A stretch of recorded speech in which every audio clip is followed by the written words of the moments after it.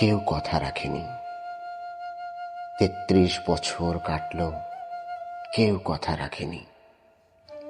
ছেলেবেলায় এক বষ্টমী তার আগমনের গান হঠাৎ থামিয়ে বলেছিল, শুক্লা দ্বাদশী দিন অন্তরাটুকু শুনিয়ে যাবে। তারপর কত চন্দ্রভোগ অমাবস্যা চলে গেল, কিন্তু সেই বষ্টমী আর এলো না। ২৫ বছর প্রতীক্ষায় আছি। মামাবাড়ির মাঝি নাদের আলী বলেছিল, বড় হও দাদা ঠাকুর, তোমাকে আমি ৩ প্রহরীর বিল দেখাতে নিয়ে যাব, যেখানে পদ্ম ফুলের মাথায় সাপ আর ভ্রমর খেলা করে।